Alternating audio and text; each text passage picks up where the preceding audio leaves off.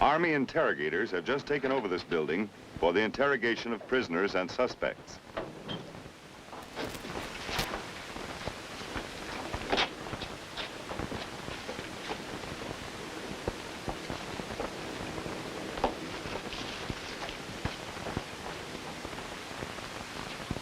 Following an initial contact with S2, a villager has been brought here to be interviewed.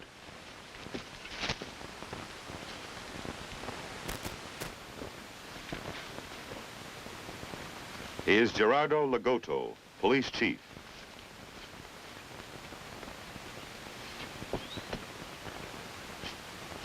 This man deserved to die.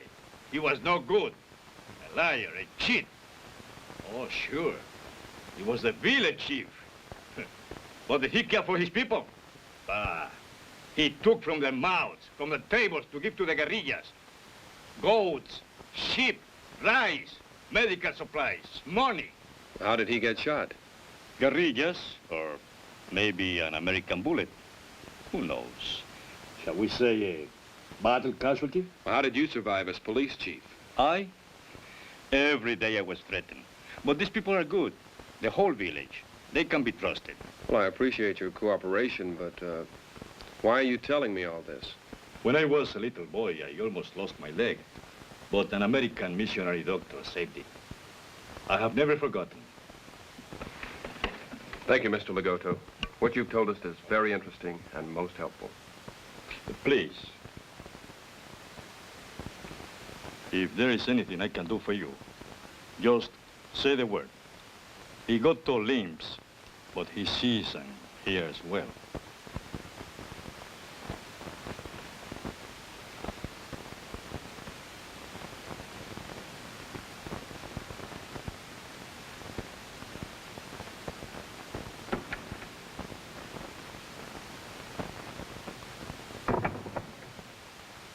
Can we afford to ignore Lagoto? The answer obviously is no. In this kind of war, there is no telling who in a village is a guerrilla or guerrilla sympathizer. Lagoto may prove valuable in providing vital information. At this moment, however, prisoners are our chief concern, for what information they may provide could very well affect our whole tactical situation. A call from S2. Box 2 Alpha. View, sir, Boxer 2.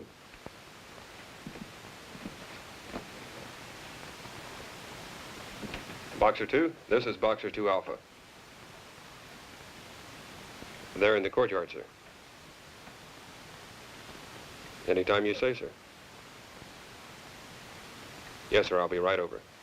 By capturing Dulaka, we've driven a wedge into the base of the peninsula.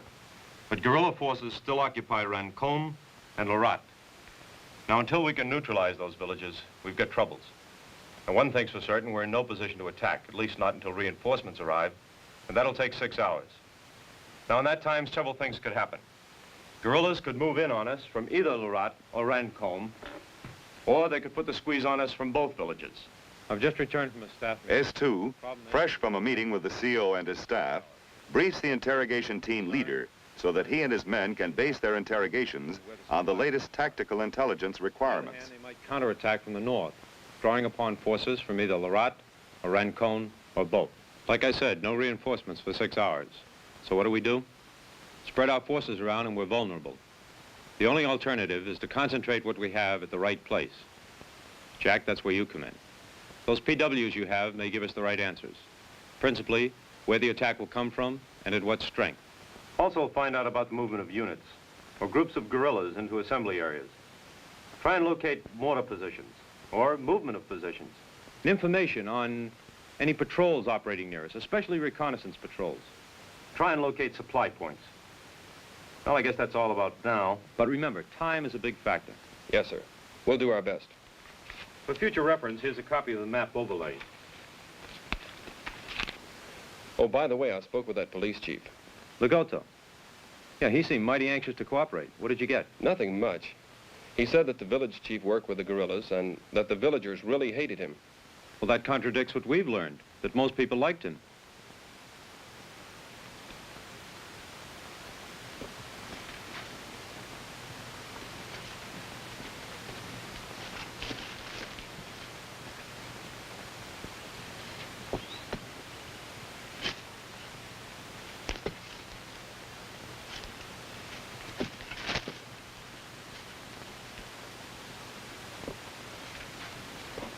Interrogations start with a thorough examination of personal effects, the contents of a wallet, a diary, or a map.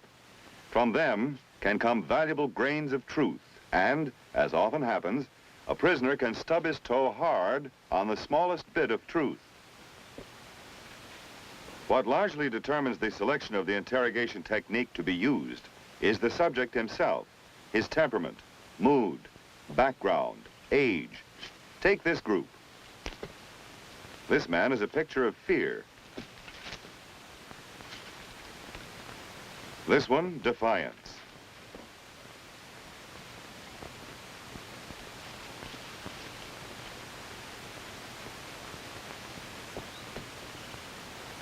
This one is sullen.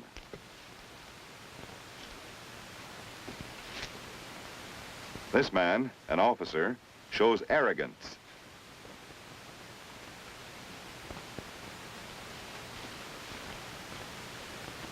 This one is depressed, a picture of gloom.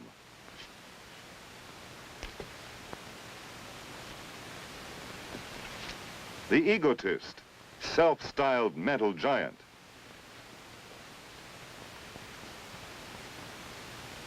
To an experienced interrogator, these characteristics, aspects of human behavior, can prove tremendously important.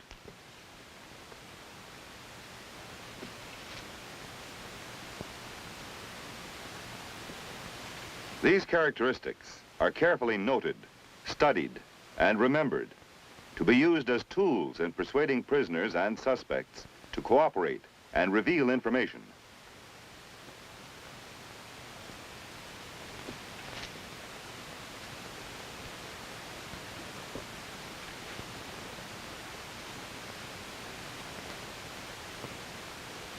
As part of preliminary planning, the interrogator team has already coordinated with other sections. Order of battle has provided all available information on the insurgents in the area of operations. There is also the blacklist from counterintelligence, giving the names of persons wanted by the authorities for involvement or possible involvement in the insurgency. Additional aids include aerial photographs and maps of the area of operations. And the Interrogator's Guide, a reference book to help formulate particular questions during an interrogation.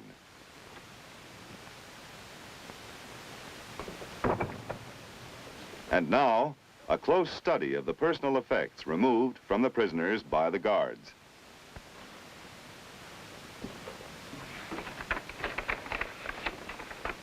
That letter belongs to the private. He tried to hide it inside his shirt. He's a pretty nervous guy, just a kid. Where was he found? At a fork in the road about half-mile outside the village. Show me.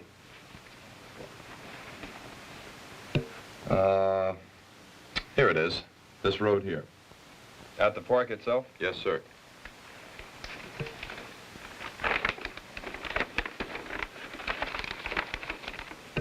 Who had this? The lieutenant. What's the matter? Oh, he's a cold fish, sir. Arrogant? Yes, sir, I guess that's it. How did it get torn? I don't know, sir. That's the way we found it on him.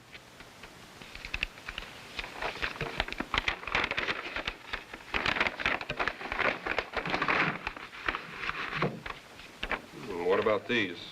Demolition items, aren't they? Yes, sir. They belong to the sergeant. This wallet, too. The real humdinger, that sergeant. Real tough. At least he likes to give that impression. Sir, this... Preliminary planning. The entire team of interrogators must familiarize itself with the smallest detail prior to the interrogations.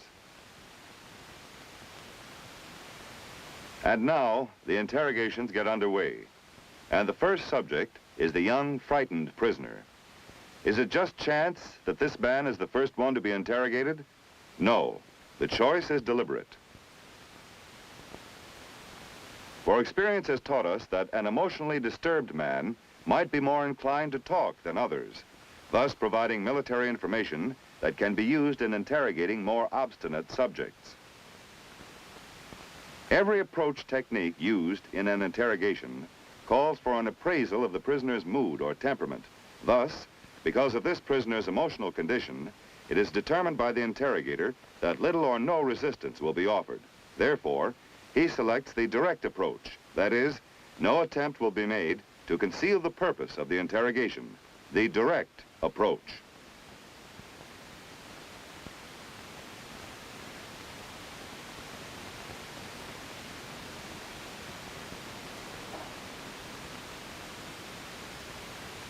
Can you read a map? Yes, sir. Where are you at this moment on the map? Show me.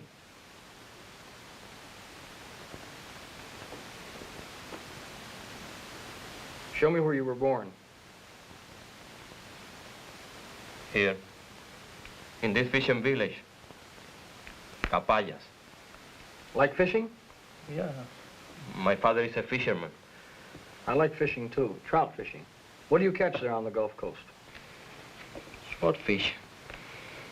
Barracuda. Did you work with your father? My father and my brother. Then your brother likes fishing too. No. Not much. I don't know anything. Please, I have no information. What are you worried about? There's no need to be frightened. I only want to know a little about you and about your unit. Now then, just where were you supposed to join your unit? I don't know. Of course you know. You're smart. You can read a map. Here's where you were picked up. At this fork in the road, correct? In which direction were you going? What fork? What branch in the road were you going to take? Seems to me you've got a good sense of direction. Here on the map. Show me. Show me. The right. Are you sure? Yes, sir. To Larat? No, sir. Lara is to the west. The left fork. And I was going to go north. Why? I was told to go in this direction. But wasn't it safer to go to Larat, where you would be well taken care of? The direct approach has achieved its purpose. The subject has begun to provide desired information. This is known as the breaking point. Now for the questioning phase.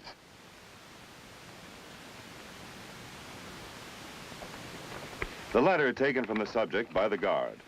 An old letter, apparently kept by the prisoner the way one keeps a cherished photograph. It has a disturbing effect, a reaction that does not elude the interrogator.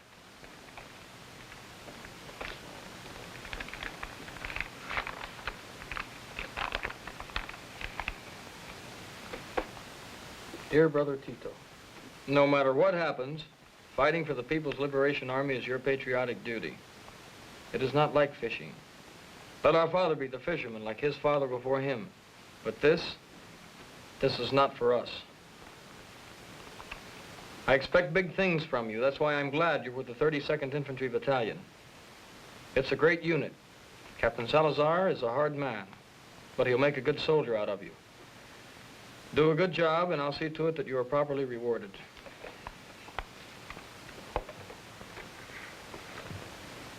Admire your brother, don't you? I had an older brother in the Army. He was killed. Admired him very much. Lots of courage. You like Captain Salazar? No. I mean... Don't worry. No one will know about the letter. Neither your brother nor Captain Salazar. Where's Salazar now? I don't know. Where's the 32nd Infantry Battalion? Show me on the map. I do not know. Were you ordered to go north? Yes, sir.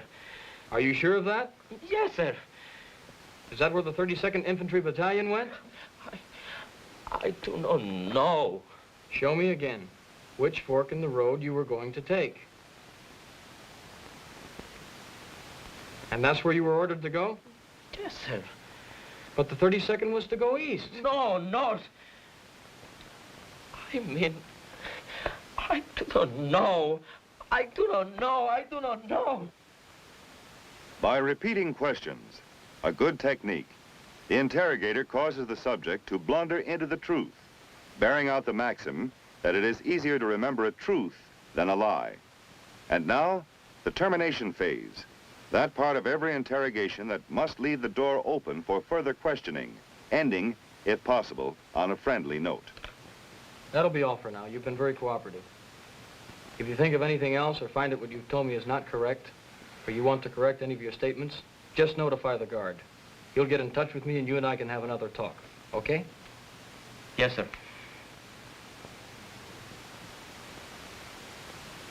Following the interrogation, a team conference is held to discuss the results of the questioning. Although pertinent information has already been disseminated, here at this conference, the information is used in laying the groundwork for further interrogations.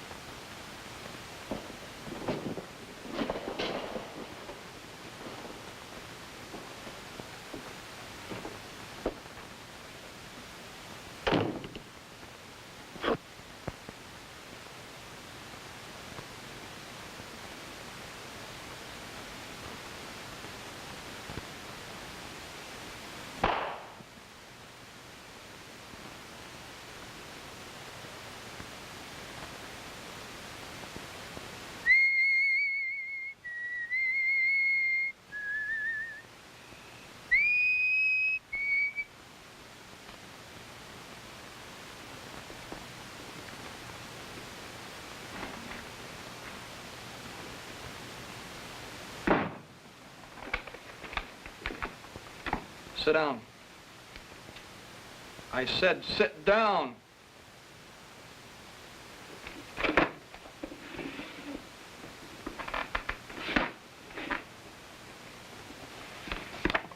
This is for administrative purposes, so give me quick answers. What's your unit?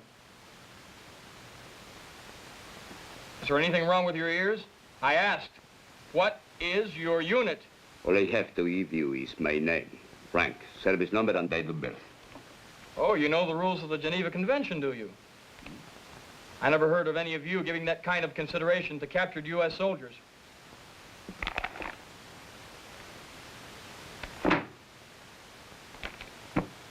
Let's have the wallet. Are you deaf or something? I asked, let's have the wallet. There's only one way to treat guys like you. Bob, stop it! What's the matter with you? Have you lost your mind? This man's a prisoner of war. He's to be treated according to the Geneva Conventions. Geneva Conventions. Break a few heads. You know our policy. No violence. What caused the rumpus? He stole the wallet off the table. Who does it belong to? It is mine, sir. It was taken away from me by the guard. Is that correct? Yes, sir. Get out. I'm taking over.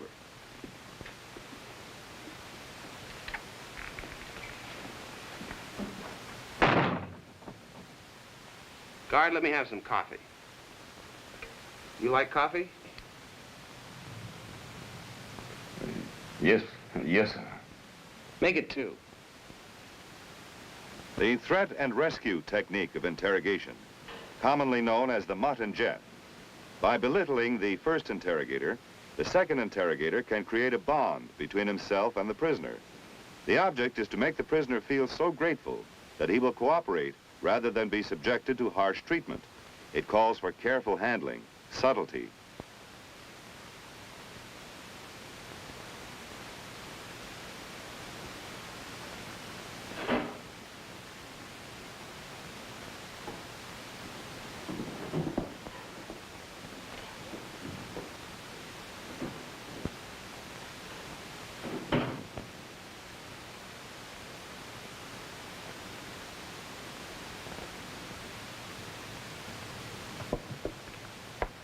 That other fellow never knew how to treat anybody decently.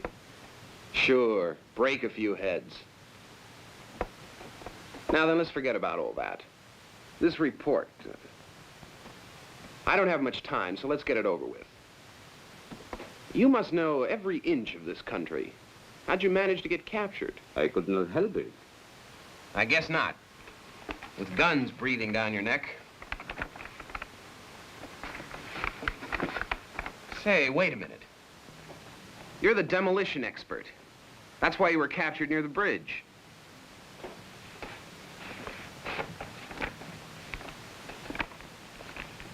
This one, just south of the village. We found it primed and ready to be blown up. Keep us from crossing it. Actually, we didn't need the bridge since we came by chopper. You did a good job, though. Where'd you learn about demolition? They told me. They? The 36th. Relax. I know all about the 32nd Infantry Battalion. Captain Salazar's unit. You know Captain Salazar? Who doesn't? Life to him is cheap. That's why you were left behind. So easy for Salazar to say, you stay behind and blow up the bridge. Stay behind and get killed, while I escape to the north. Suppose you were set free. Would you go back to Salazar? I would fight for the People's Liberation Army. That isn't what I asked you. I said, would you go back to Salazar after having failed in your mission? Captain Salazar did not want me to die. Again, the prisoner begins to show his unwillingness to cooperate. To neutralize this opposition, the interrogator must be ready to change his technique. More what I can. Excuse me, sir.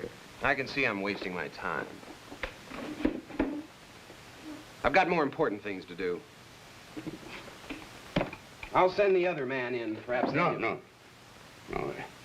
I will tell you what I know. About Salazar? I know all about him. About the 32nd? The fact that your unit was going north? I know that, too. But I'm sure the other man has questions. Not only the 32nd. There are others. What others? 26th Infantry Battalion. I am tired. Go on. The 26th? What are the others? I know only about the 26th. Half the battalion has left Larat. They had orders to go north a few days ago. I learned this from a friend who had been in Larat. A suspect has been picked up at a checkpoint.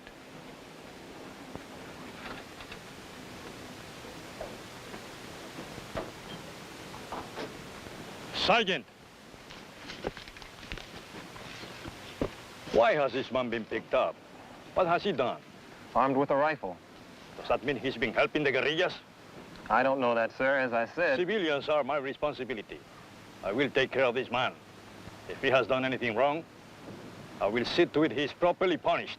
You better tell that to the interrogation officer, sir. But this is understood. I am the police chief. Sorry, sir. I have my orders.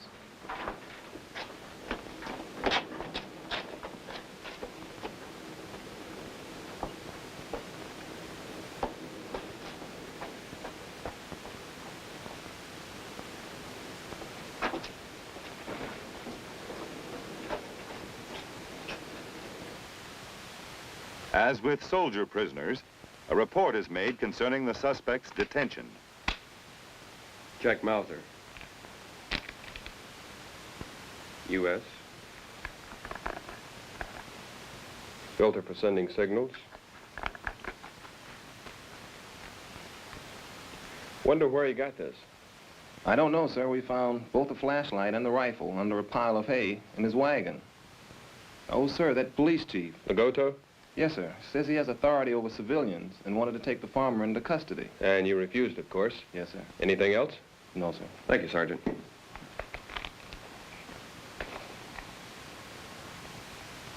No. I told you I found them in the field, the wheat field.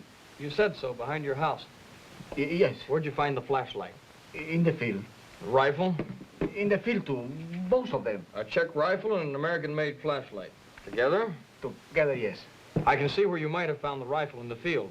But the flashlight? Maybe you found it elsewhere. No, like I said, Or was it the flashlight in the field and the rifle elsewhere? No, in the field, both of them, both. I told you a few times that I found The monotony or repetition technique, causing such exasperation that the suspect may be willing to cooperate. Think about that for a while. Which is it? The flashlight in the field or the rifle at the side of the road? Both. Both what? Both in the road? The flashlight, I mean, you mix everything. Who did you say it belonged to? The flashlight? Somebody, I don't know. Or did you steal it? The flashlight, not the rifle. No, I don't steal. A flashlight is very good for sending signals at night, is it not?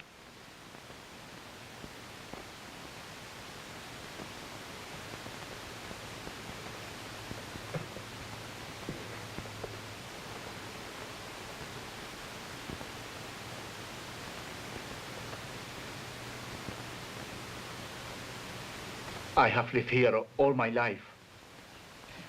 I am a good man. But they forced me to send signals. All of this that... With interrogation techniques properly applied, grains of truth begin to sift into a pattern of potentially vital information. But there is still a long road ahead.